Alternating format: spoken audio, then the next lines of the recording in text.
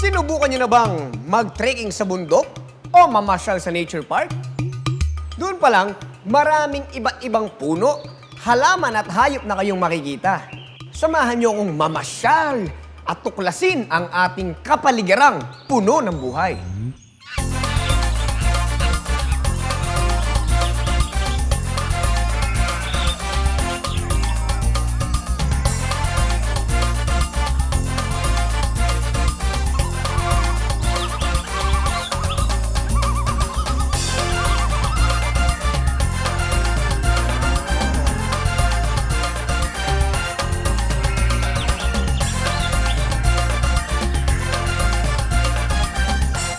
Noong 1980, ginamit ni Dr. Thomas Lovejoy, isang biology professor sa Yale University, ang salitang biological diversity sa mga scientific conferences. Di tagal, taong 1985, nang paikliin at gamitin sa 1986 National Forum on Biological Diversity ng National Research Council ang salitang biodiversity. Ano nga ba ang ibig sabihin ng biodiversity? That's so easy. Bio means life in Greek, while diversity is synonymous to variety. So together, they mean life variety? Actually, tama ka naman, Miss Philippines. Pero kung ang pinag-uusapan ay biodiversity ng Pilipinas, ito ay tumutukoy sa lahat ng species na pumapaloob sa isang biotic community na bumubuo naman ng ecosystem. There are 3 levels of biological diversity o biodiversity. Ang pinakauna ay ang genetic diversity. Ito ang kabuuan ng lahat ng genetic information na nilalaman ng isang organism. Kahit ang isang single-celled organism ay maaaring naglalaman ng 1,000 hanggang 1,000,000 genes sa halaman o hayop. Ang genetic diversity ay ang pagkakaiba-iba ng mga namanang katangian o abilidad na mayroon ang isang populasyon ng parehong species. Ang mataas o mababang genetic diversity ay merong mahalagang ginagampanan sa evolution o pagkabuo ng panibagong species. High genetic diversity allows species to adapt to a new environment and to fight off parasites. Halimbawa ay mga domesticated animals tulad ng baboy at manok sa poultry na kadalasang pinaparami bilang kabuhayan at pagkain. Ang mga domesticated animals ay may low genetic diversity kaya pag nagkasakit ang isa, ay damay-damay na lahat pag di maagapan.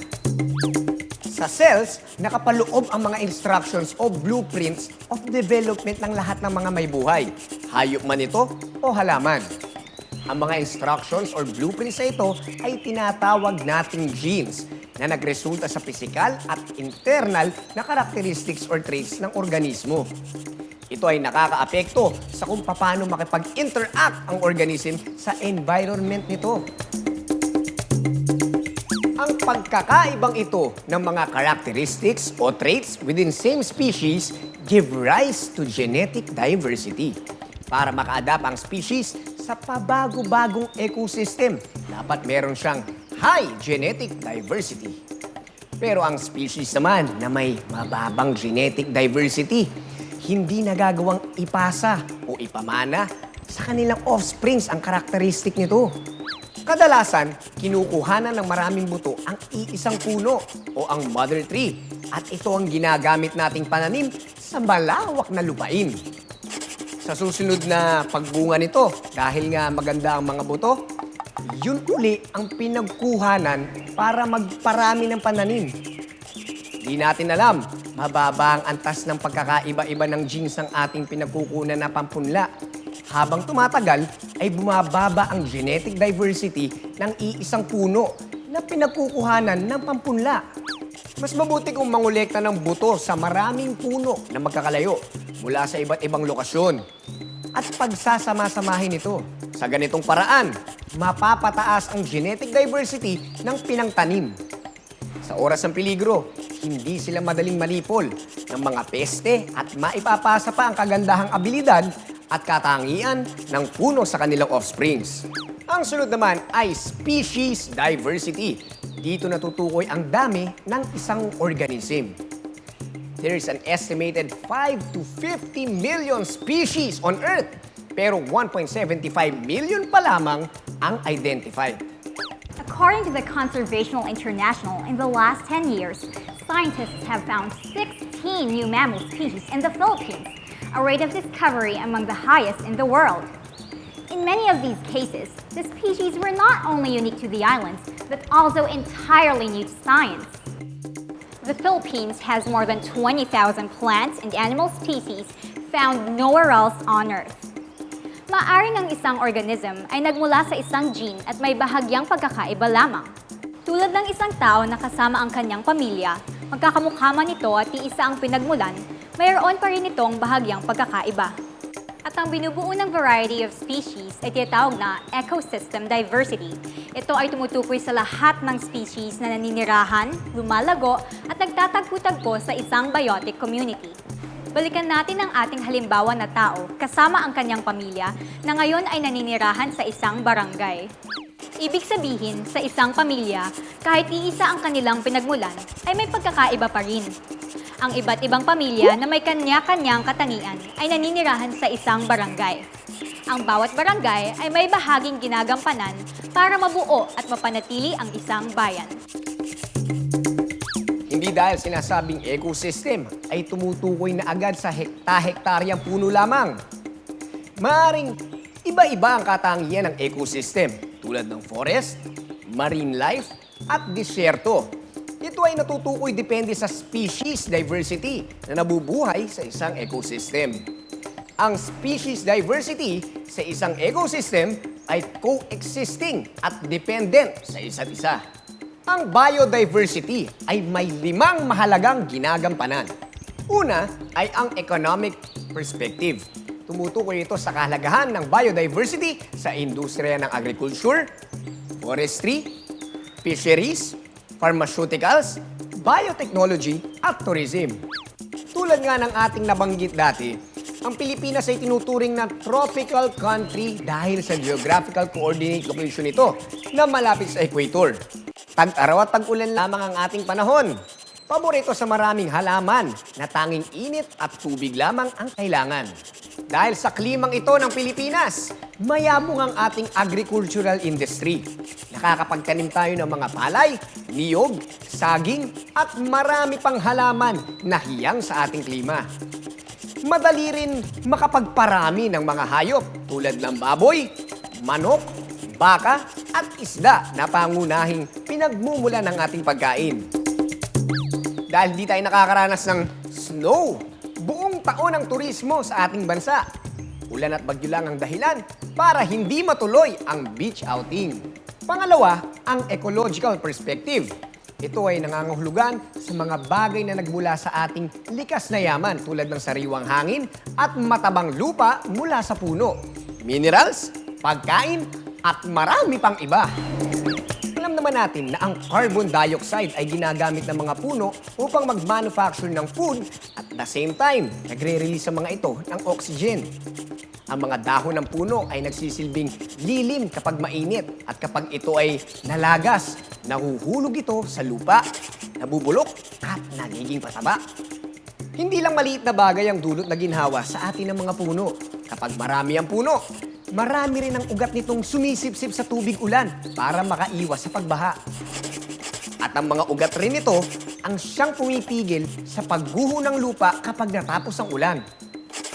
Ngunit bungsod sa labis-labis na pagkaubos ng mga puno at pagdami ng populasyon ng tao, kusang gumagawa ang kalikasan ng paraan para maibalik ang balanse sa ecosystem. Nagkakaroon ng mga phenomenon tulad ng El Nino o labis na tag-init o La Nina na labis naman ang pag-ulan.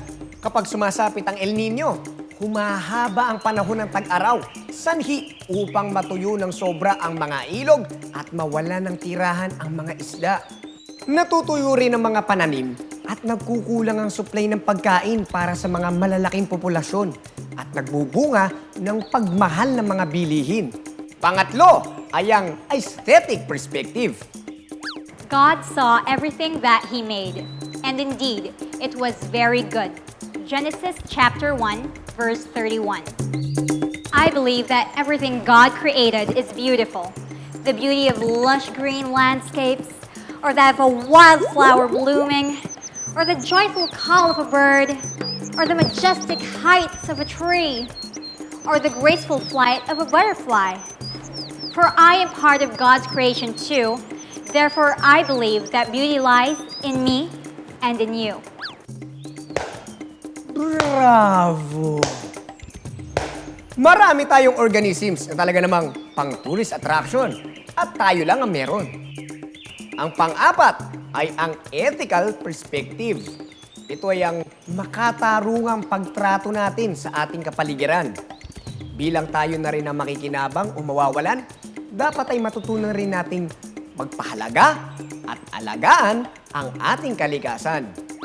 Isipin nyo na lang, kapag iisa na lang ang puno sa park, kapag kalbo na ang kagubatan, at kapag tuluyan ng madumi ang karagatan, saan titira ang mga hayop? Ano na lang ang kakainin ng mga baka pag wala ng damo? Paano na lamang ang mga isda? Ba't ka umiiyak? Kasi, naiisip ko yung mga sinasabi mo. Paano na tayo nun? Thank you. Totoo yan. Kapag hindi na naging bukas ang ating isipan para alagaan ang ating kalikasan at pawang pansarili lamang nakapakanan ng ating inuuna, dahil tayo ay karugtong sa isang ecosystem, siguradong apektado rin tayo sa extinction. Kaya ang panghuli ay tinatawag na evolutionary perspective. Dahil sa mga patunay na ang mga species ay related sa isa't isa o mayroon tayong tinatawag na common ancestors. Base ito sa mga ebidensyang ipinakita ng fossil records, embryonic development, evidence in structure at evidence sa biochemical level. The Philippines is an archipelagic country with 7,107 islands and islets covering an estimated land area of about 30 million hectares. Internationally, it is considered as one of the 17 megadiversity countries that contain about 2/3 or 80% of our planet's biological wealth. As one of the most diverse in terms of biological wealth, the Philippines is home to about 53,328 described species or 1.545 million known organisms in the world. Talaga? Alam mo yun? Memorized. Tama si Miss Philippines. Sa katunayan, ayon sa librong The Philippine Biodiversity Conservation Priorities, pumapangalawa tayo sa Madagascar sa dami ng species na nabubuhay sa ating bansa.